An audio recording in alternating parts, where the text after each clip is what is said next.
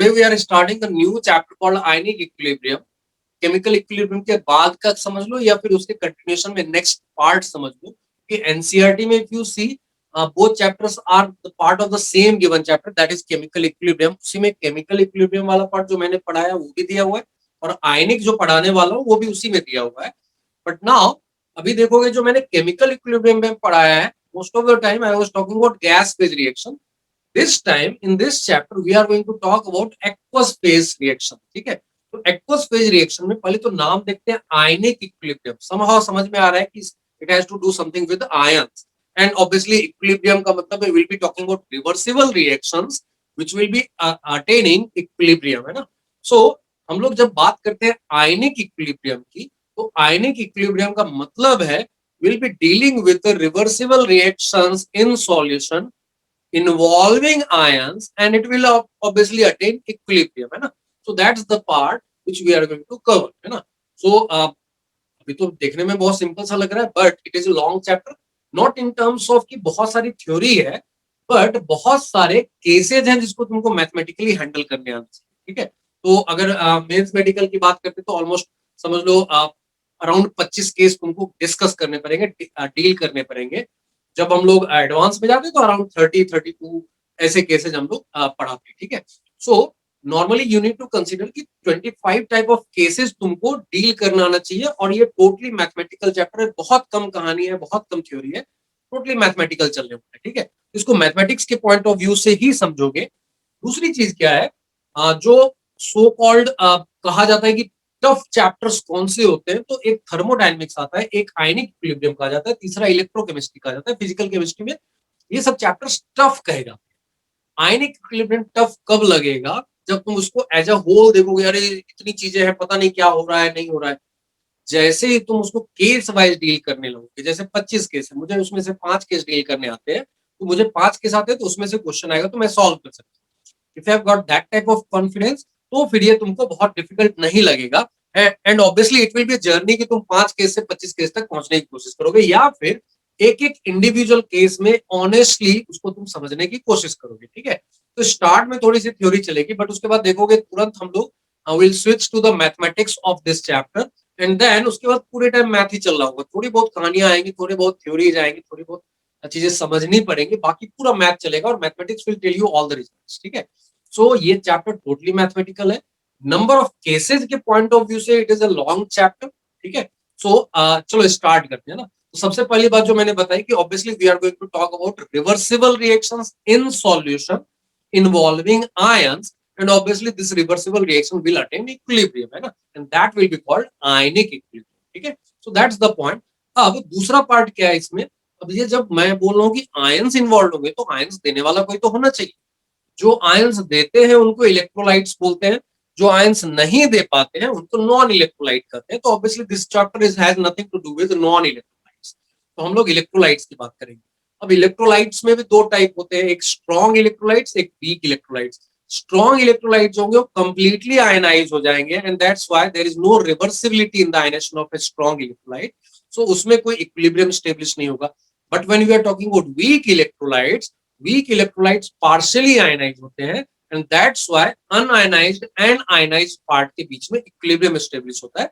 तो this chapter is about those weak electrolytes which in solution are going to be partially ionized and an equilibrium will be established in between ionized part and the unionized part, remaining unionized part, है ना। तो उसी को हम लोग ionic equilibrium कहते हैं। But ऐसा नहीं कि स्ट्रॉन्ग इलेक्ट्रोलाइट तुमको दिखेंगे नहीं, स्ट्रॉन्ग इलेक्ट्रोलाइट के केस भी हम लोग डील करेंगे।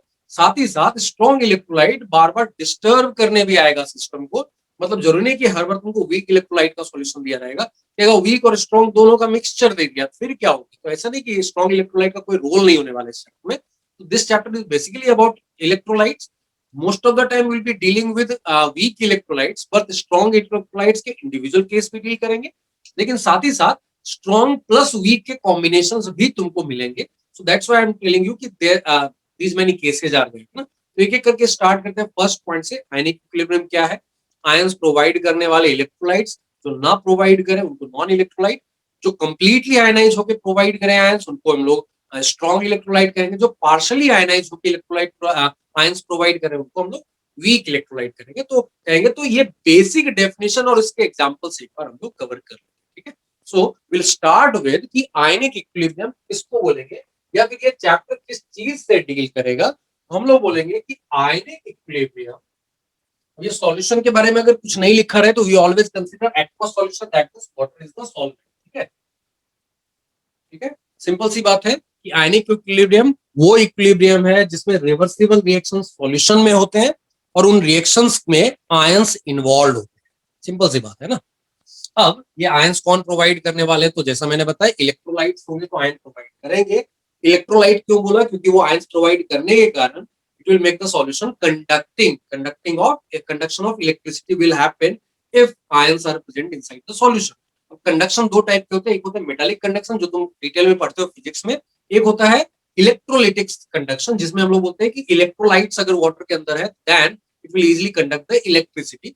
ये जो इलेक्ट्रोलिटिक कंडक्शन है ये तुम्हारा 12th में इलेक्ट्रोकेमिस्ट्री का पार्ट है जिसको डिटेल में देखेंगे। बट अभी सिंपल सी बात है कि अगर सॉल्यूशन के अंदर आयन है, तुमने अगर इलेक्ट्रिक फील्ड अप्लाई किया तो ions will start moving inside the solution and that movement will cause the conduction of electricity, है ना। तो इसको हम लोग बोलते हैं इलेक्ट्रोलिटिक कंडक्शन। तो चूंकि ये जो सब्सटेंसेस जिनको हम लोग इलेक्ट्रोलाइट्स बोल रहे हैं, they are providing ions and that's why solution will start conducting electricity, इसलिए इनको इलेक्ट्रोलाइट्स बोला गया। जो ऐसा नहीं कर पाते उनको नॉन इलेक्ट्रोलाइट्स बोला है, ठीक है। तो दो ही टाइप है सब्सटेंस के इस फॉर्म में। हम लोग बोलेंगे we have non electrolytes and we have electrolytes. पहले नॉन इलेक्ट्रोलाइट्स लिख रहा हूं क्योंकि उसको डेफिनेशन जानते हैं, उसके बारे में पढ़ना बंद कर दी एंड इलेक्ट्रोलाइट्स। ये नॉन इलेक्ट्रोलाइट्स क्या है और इलेक्ट्रोलाइट्स क्या है। सबसे पहले नॉन इलेक्ट्रोलाइट्स की बात कर लेते हैं। These are not going to furnish any ions in the solution, है ना। नॉन इलेक्ट्रोलाइट्स या इन जनरल सॉल्यूशन भी लिखोगे, कुछ नहीं लिखा हुआ है तो हम लोग एक्वस ही मानते हैं इसलिए ब्रैकेट में। सो जैसे फॉर एग्जांपल कौन से है, ग्लूकोज है, फ्रक्टोज ले लो, शुगर ले लो, यूरिया ले लो, ये सब नॉन इलेक्ट्रोलाइट्स है। They are not going to provide any ions in the solution. So this chapter has nothing to do with non electrolytes, है ना। उसका कोई काम ही नहीं है इस चैप्टर में क्योंकि वो आयंस लाने ही वाले किसी भी हालत। बट जब हम लोग इलेक्ट्रोलाइट्स की बात करेंगे तो obviously electrolytes are going to furnish the ions in the solution. Electrolytes furnish or provide, produce ions in solution।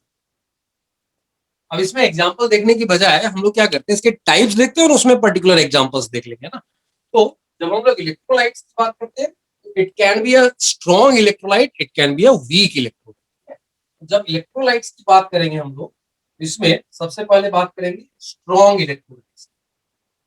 Strong electrolytes किसको बोलेंगे, जो कंप्लीटली आयनाइज होके, पूरी तरह से आयनाइज होके सिर्फ आयंस प्रोवाइड करे, उनका अनआयनाइज्ड पार्ट रहे ही नहीं। Strong electrolytes are the substance which are completely or 100% ionized in the solution, ठीक है। अभी यही जो स्ट्रॉन्ग इलेक्ट्रोलाइट्स है, वो अगर एक एसिड है तो उसी को स्ट्रॉन्ग एसिड बोलते हैं, वो अगर बेस है तो उसी को स्ट्रॉन्ग बेस बोलेंगे। And all the salts are considered to be strong electrolytes if extent of ionisation is not mention.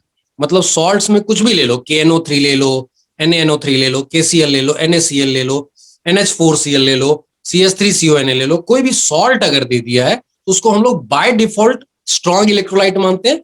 कभी कभी क्वेश्चन में लिखा रहेगा consider this salt to be only 90% ionised.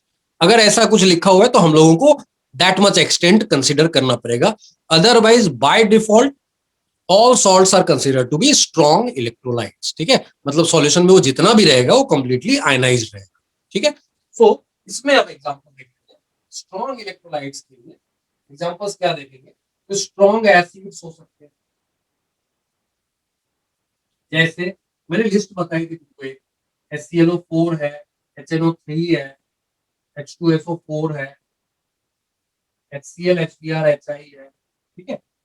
ये सब हो गए। ऑर्गेनिक में एक स्क्वायरिक एसिड बताया होगा तुमको एरोमेटिसिटी के टाइम पे, तो that is an exceptional case जिसमें ऑर्गेनिक एसिड भी एक स्ट्रॉन्ग एसिड हो जा रहा है because of aromaticity is attend, है ना। बट अदरवाइज नॉर्मली यही सब एसिड्स जो है प्रैक्टिकली तुमको स्ट्रॉन्ग एसिड्स की तरह कंसिडर करने हैं। इसी तरह से स्ट्रॉन्ग बेसिस हो सकते हैं, लाइक NaOH ले लो, KOH ले लो, BOH, S ब्लॉक वाले जनरली सब नीचे वाले स्ट्रॉन्ग कहे जाएंगे। ये हो गया। इसके अलावा all salts, maybe salts, all salts, if extent of ionization is not mentioned, then जितने भी salts हैं like NaCl ले लो, KNO3 ले लो, कोई भी salt ले लो, एसिड का अनायन और बेस का कैटायन मिला के कुछ भी बना, जैसे CF3CON, NH4Cl, जितने सॉल्ट्स हैं सबको बाय डिफॉल्ट हम लोग स्ट्रॉन्ग इलेक्ट्रोलाइट्स मानते हैं, मतलब वो जितना भी सॉल्यूशन में रहेंगे वो कंप्लीटली आयनाइज्ड रहेंगे, ठीक है। चलो इसको नोट कर जाओ, फिर उसके बाद हम लोग वीक इलेक्ट्रोलाइट्स की बात करेंगे। दिस वाज आयनिक इक्विलिब्रियम कहां मिलेगा, जहां आयंस होंगे और रिवर्सिबल रिएक्शन रहेगा। अब आयंस प्रोवाइड करने वाले कौन हो सकते हैं, electrolytes. Non electrolytes are not going to provide any ion. Now electrolytes में भी जो कंप्लीटली आयनाइज हो जाए उसको स्ट्रॉन्ग इलेक्ट्रोलाइट बोल दिया, जो पार्शियली आयनाइज होने वाला है उसको वीक इलेक्ट्रोलाइट बोलेंगे, लेकिन उसको बाद में लिखेंगे, पहले इतना नोट कर जाओ, इसमें कहीं डाउट है तो पूछ, इतना लिख लो, फिर वीक इलेक्ट्रोलाइट्स लिख लेंगे, और इसमें कहीं डाउट है तो पूछ लो। हाँ जी, सॉल्ट्स में मैंने बोला strong acids are very clearly these acids are strong acid. इसके अलावा ऑर्गेनिक में मैंने बोला स्क्वायरिक एसिड, जो यहाँ पे आयनिक में काम नहीं आएगा तुम्हारे, वो ऑर्गेनिक का पार्ट है, जिसमें वहां पर हम बोलते हैं white is strong acid even if it is an organic acid, तो हम लोग वहां पर बोलते हैं कि it is having aromaticity after losing the H plus, है ना। सो उस पॉइंट ऑफ व्यू से उसको स्ट्रॉन्ग बोला गया, otherwise all the organic acids are considered to be weak, ठीक है। तो वीक की बड़ी लंबी लिस्ट रहेगी, है ना, तो क्या करते हैं सिर्फ स्ट्रॉन्ग बता देते हैं, इसके अलावा जो है सब वीक है ना। तो इसमें strong acids are going to be completely ionised, strong bases are considered to be completely ionised, but salts में स्ट्रॉन्ग या वीक जैसा कुछ होता नहीं है। जितने सॉल्ट्स हैं all of them are considered to be strong electrolytes. अगर उन्होंने क्वेश्चन में ऐसा मेंशन कर दिया कि 80% आयनाइज हो रहा है या 90% आयनाइज हो रहा है, ऐसा कुछ लिख दिया तो जाके उसको वीक इलेक्ट्रोलाइट की तरह ट्रीट करना है, अदरवाइज कोई भी सॉल्ट देते हैं उन सबको हम लोग स्ट्रॉन्ग इलेक्ट्रोलाइट की तरह ही ट्रीट करें, ठीक है। ओके, नाउ अब आ जाते हैं दूसरे पार्ट में कि अगर वीक इलेक्ट्रोलाइट्स होंगे तो क्या होगा। तो वीक इलेक्ट्रोलाइट्स क्या होगा कि पार्शियली आयनाइज होने वाले हैं सिर्फ, है ना। तो when we are talking about weak electrolytes are going to be only partially ionise, है ना, ठीक है। तो उसमें कौन से एग्जांपल्स होंगे, वीक एसिड्स होंगे, है ना। वीक एसिड्स कौन कौन से हैं, अभी जस्ट मैं एक कुछ एग्जांपल्स दूंगा क्योंकि बड़ी लंबी लिस्ट है ना। जितने कार्बोक्सिलिक एसिड्स हैं, जितने ऑर्गेनिक एसिड्स इन जनरल है, सब के सब वीक कहे जाते हैं, मतलब इनके अलावा जो अभी लिखा था उनके अलावा जो भी लिख दे सब वीक है। जैसे CH3COH, HCOH, H2CO3, HOCl, H2S, HCl, etc। ये सारे के सारे वीक एसिड्स है, तो ये वीक इलेक्ट्रोलाइट्स क्योंकि पार्शियली आयनाइज। वैसा ही वीक बेसिस की बात करेंगे तो वीक बेसिस में कौन से होंगे, अगेन एस ब्लॉक के अलावा जितने भी हाइड्रोक्साइड्स इनऑर्गेनिक में है, ऑर्गेनिक वाले जितने बेसिस है सब के सब वीक कहे जाएंगे। जैसे NH3 एक्वस लिख लो या NH4OH लिख लो, दोनों सेम है। NH4OH, कोई भी अमाइन ले लो, कोई भी अमाइड्स ले लो, है ना, ठीक है। और सॉल्ट्स तो इस लिस्ट में आएंगे ही नहीं। इतने ही एग्जांपल हो गए, but it's a long list, है ना, इसलिए एटसेट्रा लगा के लिखा है सब कुछ। इसमें यहाँ पर तुम्हारे पास एक बड़ी लंबी लिस्ट आने वाली है। और भी एग्जांपल ले सकते हो बेसिस में, पैरिडीन है ना, ऑर्गेनिक वाले जितने हैं। चलो जी, तो अब यहाँ पे बात की हम लोगों ने नॉन इलेक्ट्रोलाइट्स की, they are not going to provide any ions, तो उनकी बात आगे करनी नहीं है। जब हम लोगों ने बात की इलेक्ट्रोलाइट की तो दो टाइप के, वीक स्ट्रॉन्ग, तो तीन नोट्स लिखेंगे, पहला स्ट्रॉन्ग इलेक्ट्रोलाइट के बारे में, दूसरा वीक इलेक्ट्रोलाइट के बारे में, एंड तीसरा इन दोनों के एक्सटेंट ऑफ आयनाइजेशन को जो मैथमेटिकली एक्सप्रेस करते हैं। पिछले चैप्टर केमिकल इक्विलिब्रियम में जिसको हम लोगों ने डिग्री ऑफ डिसोसिएशन बोला था, उसी चीज को यहाँ इलेक्ट्रोलाइट्स के लिए डिग्री ऑफ डिसोसिएशन भी बोल सकते हैं, या फिर यहाँ पर्टिकुलरली उनको डिग्री ऑफ आयनाइजेशन बोलते हैं, क्योंकि यहाँ डिसोसिएशन का मतलब आयनाइजेशन। ठीक है, तो ये तीन नोट्स हम लोग इससे रिलेटेड लिख सकते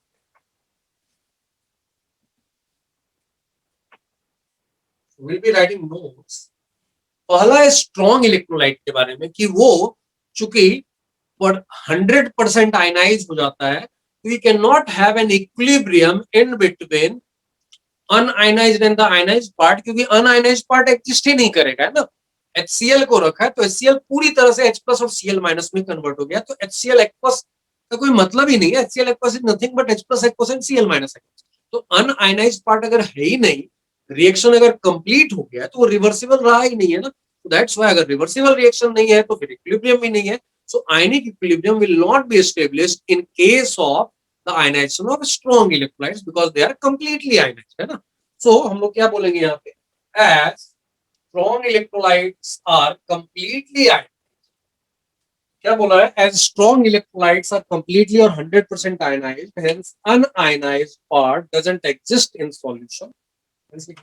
या फिर as strong electrolytes, hence unionized part doesn't exist in solution, therefore no equilibrium is established in solution when a strong electrolyte is dissolved in water. जैसे अगर तुमने HCl को डिजोल्व किया है तो हम लोग बोलते हैं कि इसका आयनाइजेशन इरिवर्सिबल है ना, ये कंप्लीटली आयनाइज हो जाएगा, वापस आयनाइजेशन मतलब वापस एसोसिएशन होगा ही नहीं। तब ये एक स्ट्रॉन्ग इलेक्ट्रोलाइट है, तो इसका ionisation is irreversible and that when there is irreversibility there is no equilibrium. वैसे ही दूसरी बात अगर हम लोग वीक इलेक्ट्रोलाइट के बारे में कहें तो डेफिनेटली वहां पर चूंकि पार्शली आयनाइज हो रहा है तो रिवर्सिबिलिटी है, and that's why un-ionised part and ionised part के बीच में इक्विलिब्रियम स्टेब्लिश करेगा, है ना। तो हम लोग लिखेंगे जैसे CH3COH को वीक एसिड बोला था, that means it is a weak electrolyte. So weak electrolyte का जो आयनाइजेशन होगा वो एक रिवर्सिबल रिएक्शन होगा, and ionized part that is CH3COO minus aqueous and H plus aqueous, ये आयनाइज्ड पार्ट हुआ, और ये जो बच जाएगा वो अनआयनाइज्ड पार्ट होगा। उन दोनों के बीच में इक्विलिब्रियम स्टेब्लिश होगा, है ना। सो equilibrium will exist in between these two parts, un-ionised part and the ionised part, है ना। इतना नोट कर लो, फिर तीसरा नोट भी लिख लेंगे which will be about degree of ionisation, है ना। पहले ये दोनों लिख जाओ।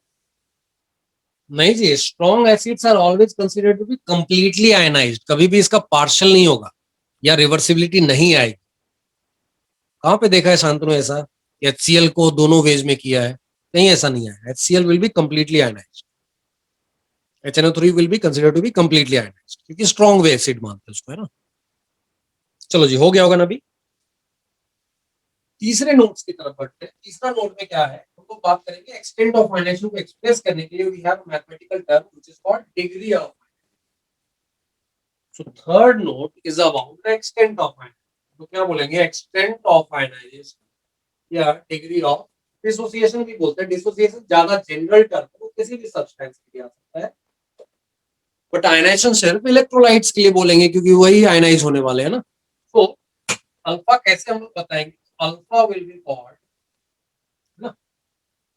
नाउ अगर किसी ने पूछा स्ट्रॉन्ग इलेक्ट्रोलाइट के लिए इस अल्फा का वैल्यू कितना होगा, अच्छा परसेंटेज आयनाइजेशन कोई बोल दे, उसमें अल्फा में 100 से मल्टीप्लाई कर। किसी ने बोल दिया परसेंटेज आयनाइजेशन बताओ कितना है, तो that is nothing but alpha into 100, है ना। सो अगर किसी ने पूछ दिया कि अल्फा का वैल्यू बताओ फॉर स्ट्रॉन्ग इलेक्ट्रोलाइट, अल्फा का वैल्यू बताओ for weak electrolyte, and alpha का वैल्यू बताओ फॉर नॉन इलेक्ट्रोलाइट। ओके, बताओ जरा, स्ट्रॉन्ग इलेक्ट्रोलाइट के लिए अल्फा कितना लेंगे? 100% बोलेंगे, लेकिन अल्फा का वैल्यू तो 1 हो जाएगा ना, क्योंकि ये दोनों चीजें बराबर, जितना टोटल लिया वो सारा का सारा आयनाइज हो गया, जो नीचे वही ऊपर, दैट मीन्स 1 है ना। अरे सुना, अल्फा का वैल्यू 1 होगा, परसेंटेज आयनाइजेशन पूछेगा तो दैट विल बी 100%। वैसे ही नॉन इलेक्ट्रोलाइट का बताओ अल्फा कितना होगा, नॉन इलेक्ट्रोलाइट का अल्फा 0। वेरी गुड, क्योंकि नॉन इलेक्ट्रोलाइट कुछ देने वाला ही नहीं है, इनिशियल टोटल तुमने ए लिया है तो ये 0 है, 0 बाय ए विल बी 0 है ना, तो 0 होगा अल्फा। एंड अगर मैं वीक इलेक्ट्रोलाइट की बात करूं तो उसका अल्फा कितना होगा, what will the alpha for a weak electrolyte between these two. Very good, मतलब वो हमेशा 1 से छोटा होगा और 0 से बड़ा होगा, so that is for weak electrolyte, क्योंकि ना तो वो 0% आयनाइज्ड है और ना ही वो 100% आयनाइज्ड है, वो उसके बीच में है ना। तो अगर तुमने 5 मोल लिए, उसमें से मान लो 0.5 मोल आयनाइज हुआ है, तो 0.1 इज द अल्फा है ना, 10% आयनाइज हुआ है वो। हाफ नहीं बोल सकते हैं सोहम, क्योंकि इट हाफ का मतलब एग्जैक्टली 50% हुआ। It can be 90%, it can be 10%, it can be 5% also है ना। तो वीक इलेक्ट्रोलाइट में भी डिपेंड करेगा उसका स्ट्रेंथ कितना है, वो कितना आयनाइज हो सकता है। It can be 98%, it can be 2% also है ना। सो 0 से ऊपर और 100 से नीचे कितना भी आयनाइजेशन, वो सब वीक है। अब उसमें रिलेटिव स्ट्रेंथ की बात की जाती है, जितना ज्यादा आयनाइज होगा उतना बेटर होगा, उतना स्ट्रॉन्गर होगा, बट स्ट्रॉन्ग नहीं होगा है ना। गरीबों में भी कम गरीब और ज्यादा गरीब होते हैं ना। ओके नाउ, अभी तक जो बातें हम लोगों ने की है वो ये है कि वाटर के अंदर कोई इलेक्ट्रोलाइट आता है तो किस तरीके से आयनाइज होगा कि नहीं होगा। नॉन इलेक्ट्रोलाइट है तो आयनाइज नहीं होगा, इलेक्ट्रोलाइट है तो स्ट्रॉन्ग है तो कंप्लीटली आयनाइज होगा। There is no equilibrium there, but weak electrolyte है तो पार्शियली आयनाइज होगा। इसका मतलब वो there will be equilibrium established between the ions and the unionised part, and that is called ionic equilibrium. लेकिन अब हम लोग पानी के अंदर कोई चीज जाए और वो कैसा बिहेव करेगा उसकी बात को थोड़ी देर के लिए साइड कर देते हैं और बात करते हैं सिर्फ पानी की। मतलब water itself will be having some nature है ना, वो नेचर क्या है, और उस नेचर को बाद में देखेंगे, कोई चीज आएगी तो कैसे अफेक्ट करेगी और फिर क्या क्या चेंजेस आएंगे, वो कहानी तो पूरे चैप्टर में चलने वाली है। लेकिन आज के बचे हुए टाइम पे हम लोग सिर्फ वाटर की बात करेंगे कि water itself will have what type of behaviour. Is it a non electrolyte और इलेक्ट्रोलाइट, बताओ जरा। Water is a non electrolyte और इलेक्ट्रोलाइट। हम लोग प्योर वाटर को बैड कंडक्टर ऑफ इलेक्ट्रिसिटी बोलते हैं, बट नॉन कंडक्टर नहीं बोलते हैं ना। इट इज एक्सट्रीमली पुअर और extremely weak electrolyte, but still it is an electrolyte है ना। सो एक्सट्रीमली वीक इलेक्ट्रोलाइट का मतलब क्या है, उसका एक्सटेंट ऑफ आयनाइजेशन या डिग्री ऑफ आयनाइजेशन काफी लो होगा, बहुत लो होगा। तो आज उस चीज को भी देखेंगे कि कितना लो है, कितना वीक इलेक्ट्रोलाइट है ये, इन सब चीजों की बात करेंगे। तो first will understand the nature of water itself, will talk about water कि वाटर में कुछ नहीं है तो भी ये क्या करने वाला है, क्या बिहेवियर रहेगा, उसके पॉइंट ऑफ व्यू से क्या यहाँ पर आयंस आएंगे कि नहीं आएंगे, उन सब चीजों की बात करेंगे। ठीक है, फॉर्मूला क्या बोला, यही बोला है कि अल्फा क्या है, ये अल्फा है। तो मान लो 5 मोल्स में से 0.5 मोल आयनाइज हो रहा है, तो यहाँ नीचे 5 होगा, ऊपर 0.5 होगा ना।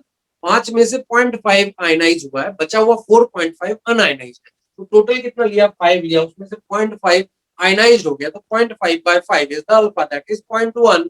अल्फा इज 0.1, तो percentage ionisation is 0.1 into 100, that is 10%। Simple formula है। डिग्री ऑफ डिसोसिएशन किया है ना केमिकल इक्विलिब्रियम में, उसी में डिग्री ऑफ डिसोसिएशन की जगह this time we have ionisation है ना, और कोई फर्क नहीं है। डोंट ट्रीट इट एज कि नया कंसेप्ट कुछ पढ़ा दिया, जो पढ़ते रहे जिसको यूज करते रहे वही कहानी है, सिर्फ डिसोसिएशन की जगह इस बार आयनाइजेशन कर दिया। तो किसी ने कहा distil water is non conductor, किसी ने बोला कैन वी से इज इट्स आयनाइजेशन नेग्लिजिबल। यही सारी कहानियां अभी पढ़ेंगे और नंबर्स के साथ बात करेंगे कि वीक है कि 0 है, नॉन इलेक्ट्रोलाइट है या इलेक्ट्रोलाइट है, और इलेक्ट्रोलाइट है तो वो कितना स्ट्रॉन्ग है कि नहीं है। तो ऑब्वियसली स्ट्रॉन्ग तो नहीं है, वीक।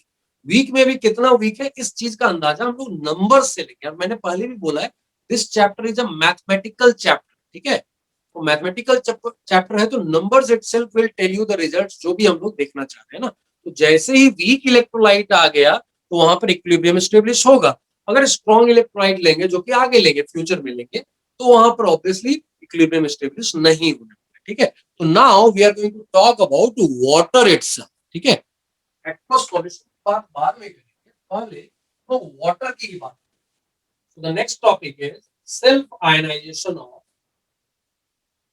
ओके नाउ तो we are talking about water. इसको मैंने बोला कि एक्सट्रीमली वीक इलेक्ट्रोलाइट है. पुअर बोले तो क्वालिटेटिव वर्ड हो गया, वीक बोले तो डेफिनेटली है कि इसका आयनाइजेशन जो है 100% तो नहीं है. एक्सट्रीमली वीक बोला तो it will very near to zero, है ना. तो दो एक्सट्रीम केसेज है. 0% एग्जैक्टली का मतलब हो गया नॉन इलेक्ट्रोलाइट, 100% का मतलब हो गया स्ट्रॉन्ग. अब बीच का कोई भी है तो वीक कहलाएगा, लेकिन उसमें भी वीक में कितना वीक, ज्यादा वीक हुआ तो जीरो के क्लोज जाएगा, कम वीक हुआ तो 100 के क्लोज जाएगा, है ना. तो ये बातें हम लोग कर रहे हैं. So when we are talking about water, it is an extremely weak electrolyte, but still it is an electrolyte. हम लोग बोलेंगे कि water is extremely weak electrolyte, but still it is an electrolyte, so that's why it will give you H plus and OH minus ions through self ion. और अगर H plus और OH minus आ रहा है but still non unionised part of H2O भी है, तो definitely an equilibrium will be established, है ना. है ना. This thing we are going to get. तो आयनाइजेशन कैसा है? H2O liquid is going to give you H plus aqueous plus OH minus aqueous. तो इसका एक इक्विलिब्रियम कांस्टेंट रहा होगा ना. अब यहाँ पे फिर से बात एक आ जाती है जो हम लोगों ने केमिकल बॉन्डिंग में पढ़ा है कि ये H प्लस जो है ना, that is simply a proton, है ना. दैट मींस चार्ज तो सिर्फ +1 है but size will be extremely small.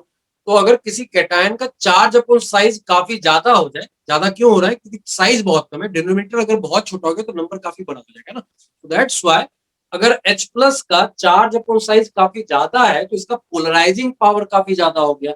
और अगर पोलराइजिंग पावर काफी ज्यादा हो गया, इसका मतलब है ये आसपास कोई भी मॉलिक्यूल या आयन मिलेगा जिसके ऊपर डेल्टा माइनस या माइनस मिले तो उसको पोलराइज करना स्टार्ट कर देगा. तो दैट्स व्हाई ये H प्लस जो है, ये प्योर H प्लस के फॉर्म में वाटर में एग्जिस्ट ही नहीं करता. It will polarise water molecules which are available in excess, है ना.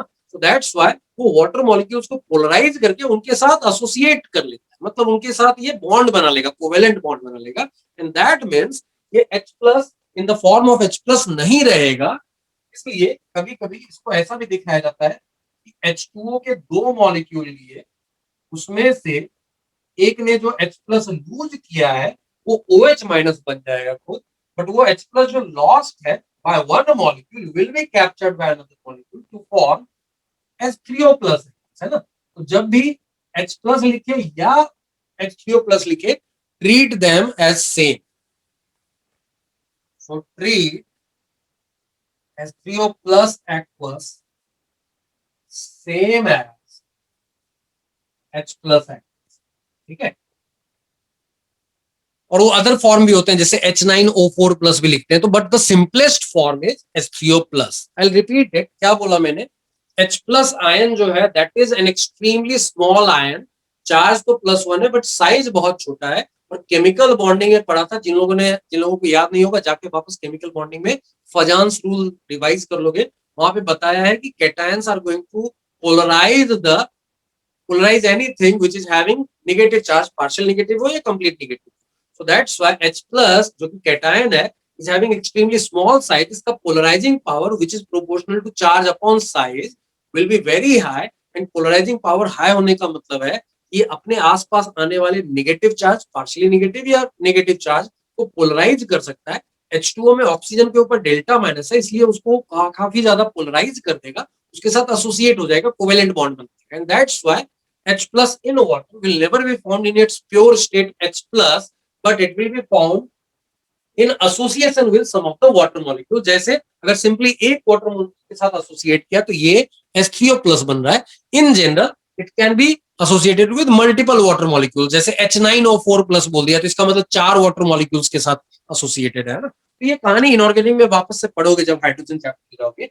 बट अभी के लिए इतना ही समझ लो कि कहीं भी H3O प्लस जैसी चीज लिखी हुई है that is same as the H plus atoms, है ना. क्योंकि H plus in water will be found in association with some other water molecules. Clear the point?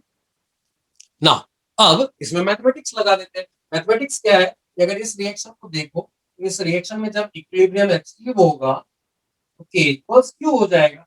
At equilibrium इस रिएक्शन का K इक्विलिब्रियम जो भी है वो H plus aqueous into OH minus aqueous upon H2O liquid के बराबर होगा।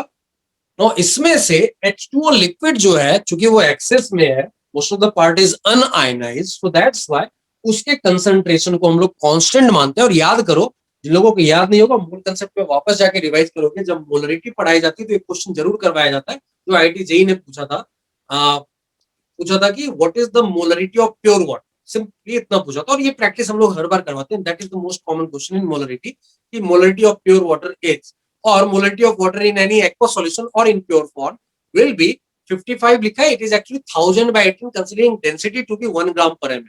तो डेंसिटी अगर 1 ग्राम पर एमएल है तो 1 लीटर में 1000 ग्राम वाटर होगा, और 1000 ग्राम वाटर का 1000/18 मोल्स ऑफ वाटर हो जाएगा। सो 1 लीटर में 1000/18 मोल्स है, तो वही मोलरिटी हो गई। पर लीटर जितने मोल्स होंगे उसी को तो मोलरिटी बोलते हैं। दैट्स व्हाई प्योर वाटर की मोलरिटी 1000/18 होती है, considering density to be 1 gram per ML. वही 1000/18 जो होता है 55.5555 ऐसा जाएगा, जिसको अप्रोक्सीमेटली 55.56 लिख सकते हो। बट अगर फ्रैक्शन के फॉर्म में लिखना है तो इट इज 1000/18। तो वो एक फिक्स्ड नंबर है, इसलिए उस फिक्स नंबर को इसमें मल्टीप्लाई करके ये कांस्टेंट, तो दोनों को मल्टीप्लाई करके एक नया कांस्टेंट बना सकते हैं। तो we can write A equilibrium into H2O liquid will be equal to H plus aqueous into OH minus aqueous। और यहाँ रेज टू लिखने की जरूरत नहीं, क्योंकि सब जगह कोफिशिएंट 1 है ना। तो अब इतना कॉन्फिडेंस तो आ गया कि कोफिशिएंट चेक करना भूलना नहीं है, but still here coefficients are 1 and 1, that's why we are writing this. तो अब ये जो आया ना, कि K इक्विलिब्रियम इनटू H2O जो आया, उसको मिला के एक नया कांस्टेंट बना दिया और उसको लिख दिया KW। At equilibrium it will be equal to H plus aqueous and OH minus aqueous के मल्टीप्लीकेशन के। चूंकि ये KW H2O से आने वाले आयंस की मोलरिटी के मल्टीप्लीकेशन या प्रोडक्ट के बराबर है, that's why KW is called ionic product of water. This KW is called ionic product of, पहले इतना नोट कर जाओ, फिर इसकी डिटेलिंग करेंगे। Is equal to K equilibrium into H2O liquid. ठीक है, इसको नोट कर जाओ, इसमें कहीं भी डाउट रहे तो पूछ लो, अदरवाइज अब इस आयनिक प्रोडक्ट की डिटेलिंग करना स्टार्ट करेंगे। हाँ जी, ये फॉर्मूला आप लोग कभी भी यूज कर सकते हैं। इनफैक्ट पूरे चैप्टर में देखोगे, जब जब H प्लस पता चले और OH माइनस पता करना रहे, या OH माइनस पता रहे H प्लस पता करना रहे, हम लोग KW अपॉन OH माइनस को H प्लस या KW अपॉन H प्लस को OH माइनस लिख सकते हैं पूरे चैप्टर में, for pure water also, for any aqua solution. क्योंकि कोई भी एक्वा सॉल्यूशन रहेगा, ये इस रिएक्शन का इक्विलिब्रियम तो अचीव होगा ही होगा। जैसे ही इस रिएक्शन का इक्विलिब्रियम अचीव हुआ, K इक्वल्स क्यों लिखेंगे, एंड अल्टीमेटली ये रिजल्ट तो मिलेगा ही मिलेगा। ठीक है, so that's why this is a direct formula to relate H plus and OH minus. ठीक है, हाँ, और ये K इक्विलिब्रियम इनटू 55.56 होता है ना, वो भी रख सकते हैं। KW की वैल्यू क्या है उसकी बात करेंगे। ठीक है, वो कौन सी चीज पे डिपेंड करेगा और उसका वैल्यू कितना लेना है, वो भी बात हम लोग आगे करेंगे। चलो जी, आगे बढ़ते हैं। अब ये KW की डिटेलिंग कर लेते हैं जरा।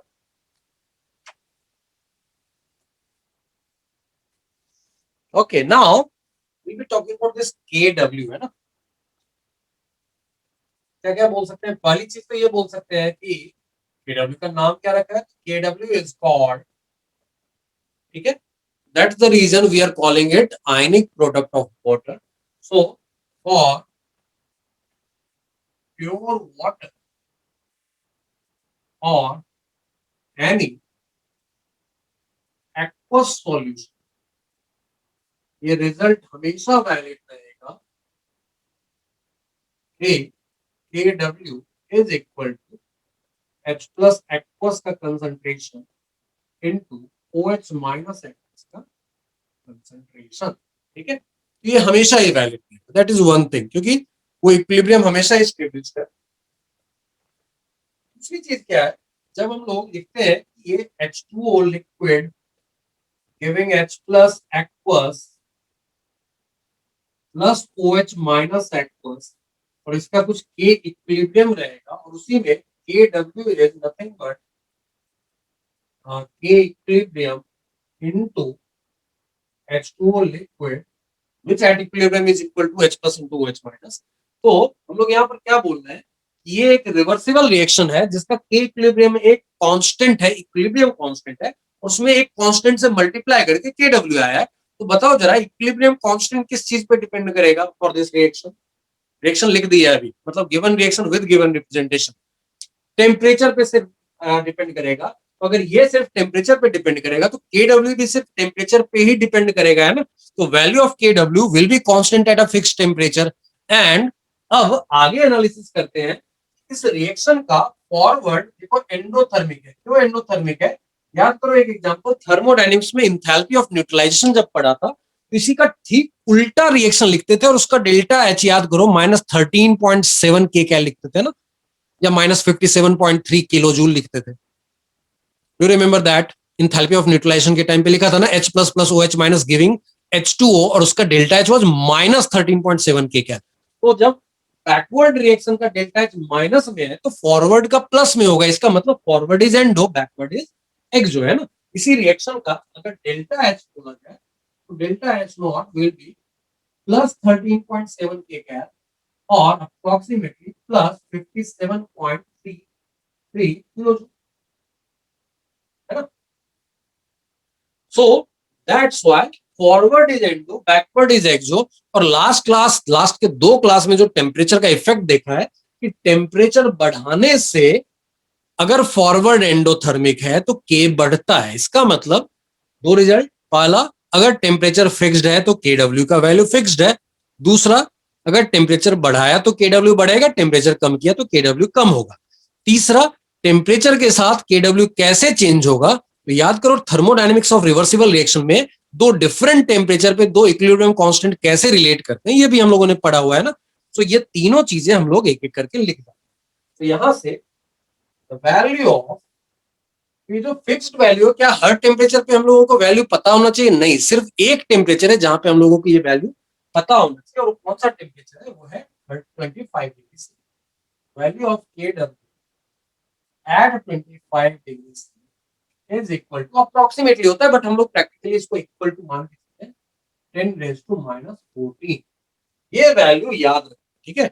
और ये अगर याद है तो किसी भी टेम्परेचर पे पूछेगा तो हम लोग निकाल सकते हैं ना। याद करो एक फॉर्मूला पढ़ा था, log K equilibrium at second temperature by K equilibrium at first temperature will be equal to delta H naught upon 2.303 R into 1 by T1 minus 1 by T2। ये पढ़ा है हम लोगों ने।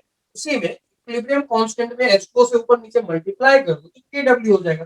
KW2 by KW1 का log will be equal to delta H naught upon 2.303 R into 1 by T1 minus 1 by T2। ये formula हो गया where डेल्टा H naught का वैल्यू पता है हम लोगों को 13.7 किलो कैलोरी। जब ये लेंगे तो R का वैल्यू 0.002 लेना होगा, दैट मींस 2/1000। या फिर अगर हम लोग इसको किलो जूल में लेते हैं 57.3 किलो जूल लेते हैं तो R का वैल्यू 8.314/1000 ले लेंगे क्योंकि किलो जूल है वो। Is it okay? देख लो कहीं डाउट है तो पूछ लो, अदरवाइज फिर हम लोग इसको आगे लेकर चलेंगे। इसको नोट कर जाओ, कहीं डाउट है तो पूछ लो। R is a gas constant है ना Sanvi, R was the gas constant और R का वैल्यू क्या लेते हैं, ऐसा यूनिट में 8.314 लेते हैं। अगर तुमने 8.314 लिया है तो डेल्टा H नॉट को जूल में लो, 57.3 into 1000 कर लो, है ना। अगर उसको किलो कैलोरी में लेना है या तो इसको कैलोरी में कन्वर्ट कर लो, फिर R का वैल्यू 1.98 या 2 होता था। ये चीज हम लोगों ने गैसेस स्टेट से स्टार्ट किया और कई बार यूज किया ना। तो डेल्टा एच नॉट को कैलोरी में कन्वर्ट कर लो, दैट मींस इसको 13700 कर लो और फिर आर का वैल्यू 1.98 या अप्रोक्सीमेटली 2 कर लो, है ना। हाँ जी, तो क्या मैंने बोला कि प्योर वाटर हो या कोई भी एक्वस सॉल्यूशन हो, H2O giving H plus plus OH minus, ये तो रिवर्सिबल रिएक्शन रहेगा और ये भी अल्टीमेटली इक्विलिब्रियम पे तो अचीव करेगा। There will be other reactions also, लेकिन उसकी बात हम लोग अभी नहीं कर रहे हैं। बट उसका एक लिमिटेड पार्ट, ये रिएक्शन होना ही होना है और इसका इक्विलिब्रियम स्टेब्लिश होना ही होना है अल्टीमेटली, ये तो पता है। साइमल्टेनियसली अदर इक्विलिब्रियम में आल्सो बी अटेन्ड, बट उसकी बात अभी नहीं कर रहे हैं, लेकिन ये तो अटेंड करेगा अपना इक्विलिब्रियम, ये पता है ना। और अगर ये इक्विलिब्रियम अटेंड करेगा तो ये रिलेशन को लिख ही सकते हैं। ओके, चलो आगे बढ़ते हैं। अब बात करते हैं कि ये KW की कहानी तो फिक्स कर लिया और 25 डिग्री से इसका वैल्यू देख भी लिया और रट्टा मार भी लिया 10⁻⁻40। अब आगे बढ़ते हैं कि अगर प्योर वाटर ले रहे हैं और वो अगर पार्शियली आयनाइज हो रहा है, we are saying it is extremely weak electrolyte, तो वो डिग्री ऑफ आयनेशन कितना है इसका, इसका अंदाजा जरा लेते हैं। तो will be talking about degree of ionisation of pure water. ये सब सेल्फ आयनेशन ऑफ वाटर में ही चल रहा है। So we are talking about degree of ionisation, ठीक है। अगर सिर्फ वाटर ही और कुछ भी नहीं है तो इसका डिग्री ऑफ आयनेशन कितना होगा। हमारे पास देखो इक्वेशन क्या है, सिंपल सी चीज है, H2O लिक्विड है रिएक्शन में, which is giving you H plus aqueous plus OH minus aqueous। Now इसके लिए KW का कुछ वैल्यू रहेगा 25 डिग्री से 10⁻⁻14 रहेगा, बट इन जनरल अगर करें तो इनिशियल कंसंट्रेशन अगर हम लोग बोले, मान लो जब कुछ आयनेशन नहीं है, जिस समय प्योरली लिया है उसमें अगर ये C है, कंसंट्रेशन ले रहा हूँ मोल्स नहीं, डायरेक्टली कंसंट्रेशन में काम कर सकते हैं हम लोग। तो ये अभी कुछ नहीं था, जैसे ही एट इक्विलिब्रियम आ गया तो फिर ये C इंटू 1 माइनस अल्फा होगा, ये C अल्फा एंड ये C अल्फा हो जाएगा। नाउ वी आर नोइंग कि ये अल्फा इतना कम है कि 1 के सामने डेफिनेटली इग्नोर कर सकते हैं, बट अभी इसको भूल जाते हैं, हम लोग सिर्फ बात करते हैं इसकी और इसकी, क्योंकि KW will be equal to this into this, है ना। At equilibrium we know that कि H plus aqueous into OH minus aqueous is equal to KW. That means this is C alpha into this is also C alpha. That will be equal to KW. साफ साफ पता चल रहा है C alpha का whole square is KW. That means C alpha is under root KW. अब देखो यहां से दो कहानियां पता चल रही है, C alpha root under KW के बराबर है, तो H प्लस सी अल्फा है, OH माइनस सी अल्फा है, तो ये दोनों प्योर वाटर में रूट KW के बराबर होंगे और अल्फा भी निकल के आ रहा है। तो यहां से दो कहानियां लेके आगे बढ़ेंगे। पहली कहानी ये है, सी अल्फा अगर रूट KW है तो इसका मतलब alpha is 1/c into root KW। और अगर इसका वैल्यू कैलकुलेट करने जाए तो C का वैल्यू मैंने पहले भी बताया, प्योर वाटर की molarity is 1000/18 considering density to be 1 gram per ml, है ना। सो इसको अगर मैं 1/1000/18 ले लेता हूँ और इसको मैं 25 डिग्री से पे बात करूं तो 10⁻⁻14 है, दैट इज एट 25 डिग्री से।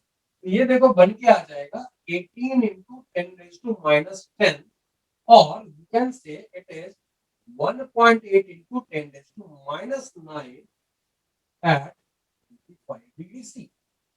That is the first result. अब ये देखो ये अल्फा कितना है, तो पर मॉलिक्यूल कितने मॉलिक्यूल आयनाइज हो रहे हैं, that is the simple. C is 1000/18। Shreya मैंने बोला था प्योर वाटर की मोलरिटी इज 1000/18, ये मोल कंसेप्ट में पढ़ाता है ना, उसी चीज को रिपीट कर रहा हूं मैं कि जहां जहां प्योर वाटर H2O लिक्विड की मोलरिटी लेनी होगी will be taking 1000/18 if nothing is mention और density is 1 gram per ml ना। तो यहां से ये पता चला इसका मतलब कितना क्या है, समझते हैं प्रैक्टिकली। 1 मॉलिक्यूल पर मॉलिक्यूल में से इतने मॉलिक्यूल आयनाइज हो रहे हैं, तो 10⁻10 मॉलिक्यूल में से 18 मॉलिक्यूल आयनाइज होंगे। Yes, C stands for concentration, है ना, लिखा हुआ है। सो अगर तुमने 10⁻10 मॉलिक्यूल्स लिए, मतलब क्या, 1 2 3 4 5 6 7 8 9 10 इतने मॉलिक्यूल्स अगर वाटर के हैं तो only 18 are ionised. That is the extent of weakness of water as electrolyte, ठीक है। तो दैट्स व्हाई जो मैंने सेंटेंस लिखा था क्वालिटेटिवली, पहला sentence water is an extremely weak electrolyte, वो चीज यहां से समझ में। दूसरी चीज क्या है, अगर ऐसा हो हम लोग बोल सकते हैं प्योर वाटर में, ये देखो प्योर वाटर की कहानी चल रही है, तो प्योर वाटर में H प्लस एक्वस का कंसंट्रेशन पूछे या OH माइनस एक्वस का कंसंट्रेशन पूछे, वो दोनों रूट अंडर KW के बराबर है ना। that will be equal to root under kw, and that will be equal to 10 raised to minus 7 at 25 degree C, क्योंकि kw का वैल्यू 10 raised to minus 14 होता है 25 डिग्री सी पे. Is it okay? दो रिजल्ट्स की बात की है. एक तो ये पता किया कि अल्फा कितना होगा. अल्फा का value 1.8 into 10 raise to minus 9. That means alpha का वैल्यू बहुत ही कम है ना. जीरो पे 0.00000 9 बार लिख दो, उसके बाद 18 लिख दो, ऐसी कुछ चीजें आने वाली है.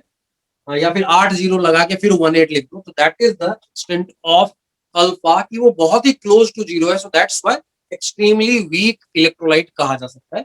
दूसरा पार्ट, जितना H प्लस उतना ही OH माइनस हो, तो यहीं से दिख रहा है ना कि ये भी सी अल्फा, ये भी सी अल्फा. तो अगर दोनों सी अल्फा है तो इन दोनों का square will be equal to KW. किसी एक का स्क्वायर ले लो, है ना. दैट्स व्हाई सी अल्फा का होल स्क्वायर अगर KW है, दैट मींस सी अल्फा का रूट KW है, तो इतना ही H प्लस और इतना ही OH माइनस है. तो प्योर वाटर में H प्लस जितना उतना ही OH माइनस, एंड उसका वैल्यू कितना होगा, तो that will be root KW. Root KW 25 degree से पे कितना होता है, तो 10 रेज़ टू माइनस 7. ऊपर बड़ा सा नंबर क्या लिखा है, मैंने तुमको अंदाजा दिया कि ये जो अल्फा है वो कितना छोटा है. तो बताया पर मॉलिक्यूल अगर इतने मॉलिक्यूल आयनाइज हो रहे हैं, तो 10 रेज टू 10 मॉलिक्यूल्स में से सिर्फ 18 मॉलिक्यूल आयनाइज हो रहे हैं ना.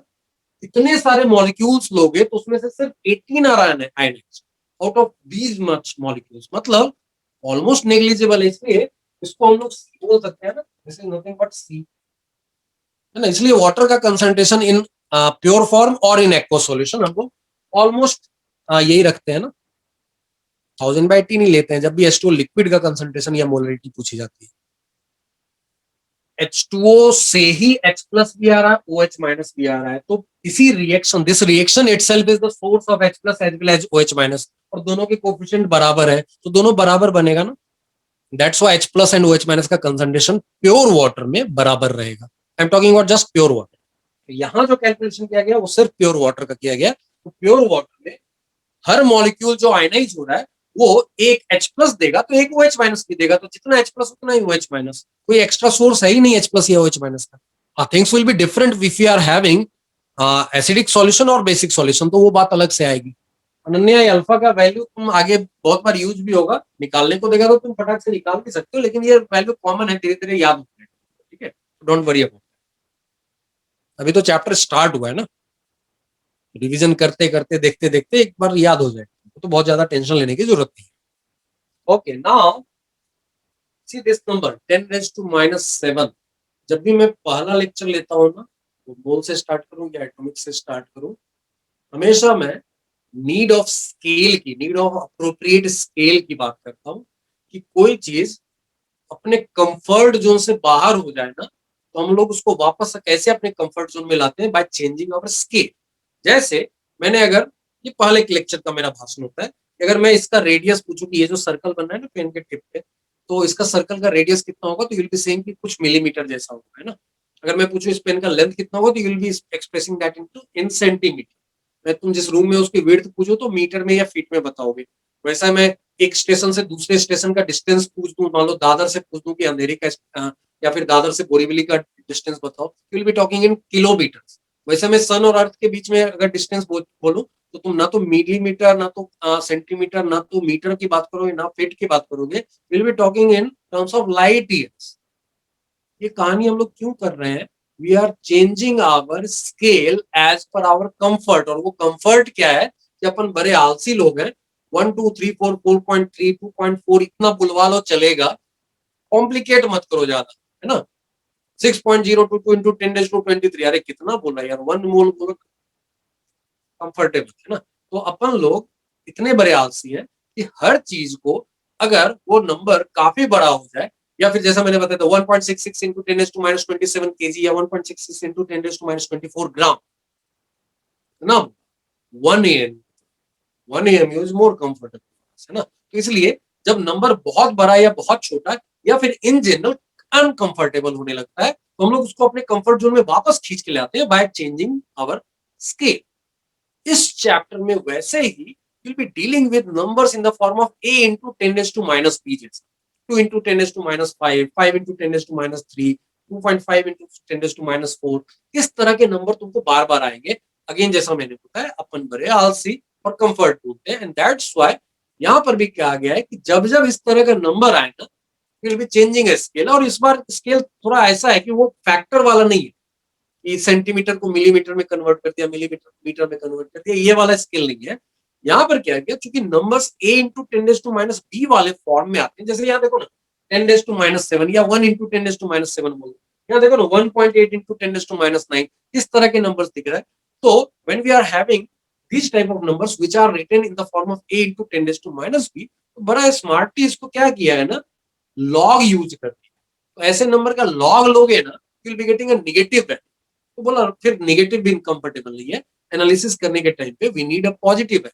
तो minus log of that number कर दिया गया है और उसी को एक नया स्केल बोला गया है। तो जब वो स्केल H प्लस के कंसंट्रेशन के लिए यूज किया जाता है तो that is called pH scale. ठीक है, तो इन जनरल इस स्केल का नाम पीएच स्केल बोल देंगे, but it can be P of anything and that will B minus log of. ठीक है, इन जनरल इसको हम लोग केडब्ल्यू के लिए यूज कर सकते हैं कि पीकेडब्ल्यू क्या होगा, तो माइनस लॉग ऑफ के। कोई एसिड है जिसका डिसोसिएशन कांस्टेंट के लिखा हुआ है, तो उसके लिए पीके डिफाइन करते हैं, जो तुमको ऑर्गेनिक में आ भी चुका होगा acidic strength, basic strength compare करने के टाइम पे। एसिडिक स्ट्रेंथ के लिए के ज्यादा रहे तो एसिड स्ट्रॉन्गर है, उसी में बोलेंगे पीके अगर कम रहे तो एसिड स्ट्रॉन्गर है, क्योंकि पीके इज माइनस लॉग ऑफ के। तो के जितना ज्यादा माइनस लॉग ऑफ के उतना छोटा है ना। ऑर्गेनिक में ये चीजें आ चुकी होंगी, तो उस चीज को और अच्छे से समझते हैं। So we are defining a new scale as per our comfort. It was defined by some scientist, but we are only concern कि हम लोग इसको क्यों डिफाइन किए या ऐसा क्यों डिफाइन किया, because of our comfort. Simply simple reason वही है। That scale is called pH. So when we are saying pH scale, इसका मतलब क्या है? तो सिंपली P of H अगर बोल रहे हैं, that means minus log of, जैसे by definition it is active mass of H plus है, but practically or theoretically for dilute solutions we can write minus log of molarity of H plus. Theoretically it is for dilute solution, but practically जहां भी पूछेगा अपन यही use करेंगे। Highly concentrated नहीं होना चाहिए, 1m से ज्यादा नहीं होना चाहिए, बट डाइल्यूट सॉल्यूशन का डेफिनेशन 1m से कम नहीं है। It is somewhere it is written 0.1 से कम, समवेयर इट इज रिटन 0.01 से कम, बट प्रैक्टिकली अपने पास 0.2 0.3 ऐसी भी मोलरिटी दी रहेगी, वही यूज करके हम लोग पीएच निकाल देते हैं। अपनी मजबूरी है, क्या करें, अब यही नंबर है और वही डेफिनेशन, क्योंकि एक्टिव मास दिया नहीं, एक्टिव मास नहीं दिया है तो हम लोगों को मोलरिटी लेके ही काम करना पड़ता है। But if it is highly concentrated, जैसे मोलरिटी अगर 1 से ज्यादा दिखने लगता है, देन वी से कि यहाँ पर molarity will not be equal to active mass, तो वहां पर एक्टिव मास का इंफॉर्मेशन होना चाहिए। अदरवाइज मोलरिटी को हम एक्टिव मास को हम लोग 1 लेके चलते हैं if it is an excess. क्या मैंने बोला, फिर से मैं रिपीट कर रहा हूँ। By definition pH is minus log of active mass of H plus, which is practically equal to molarity for dilute solution।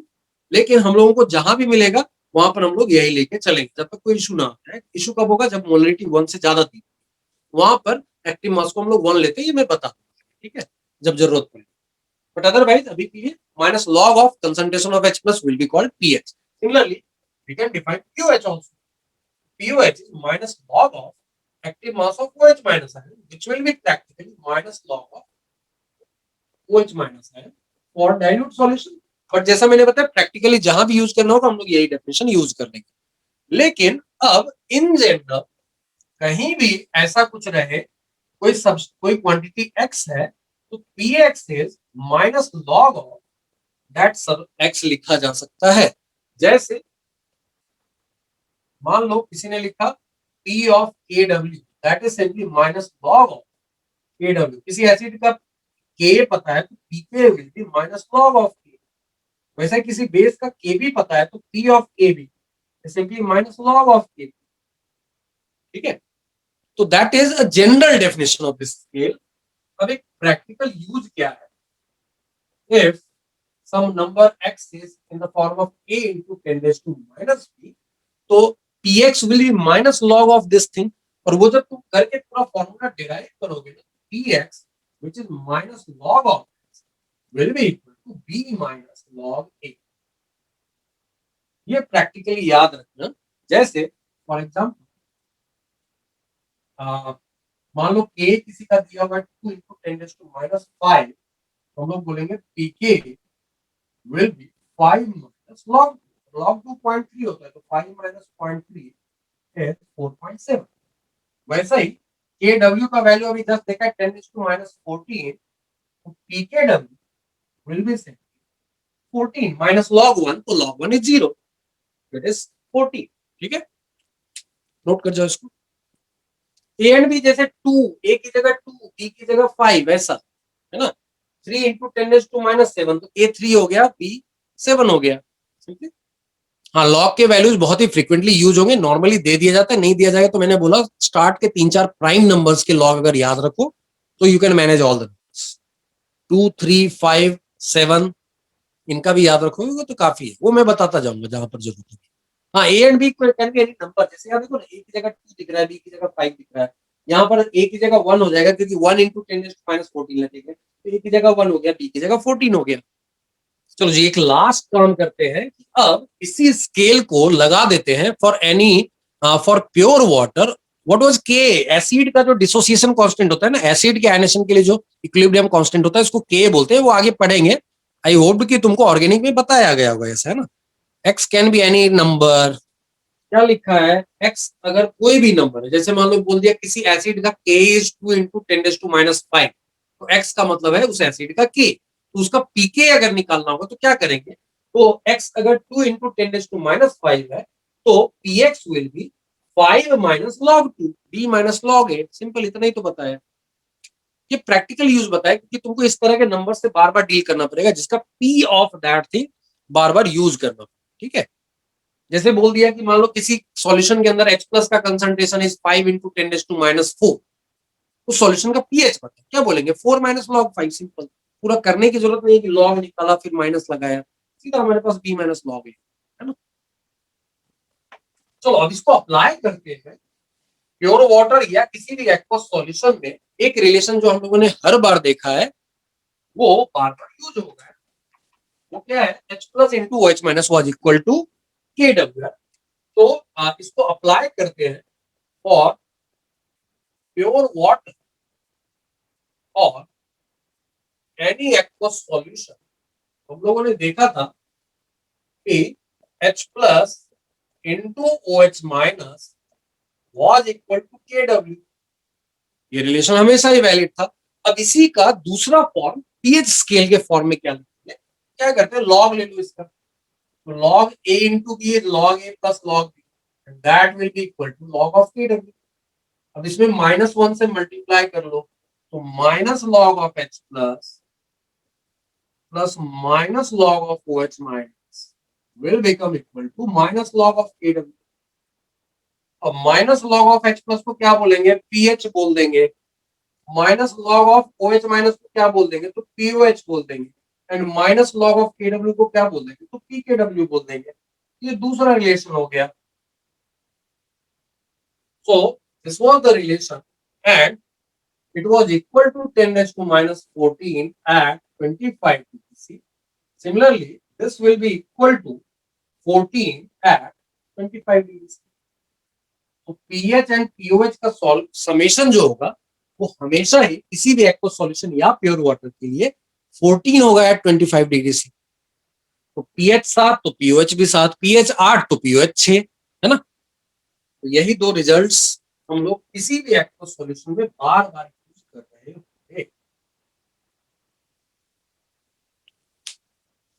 ना।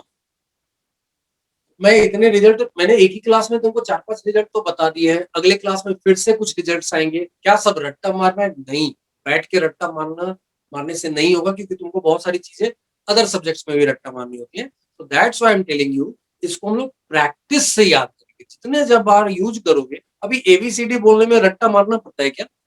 पिछली बार कब रट्टा मारा था एबीसीडी बोलने के लिए?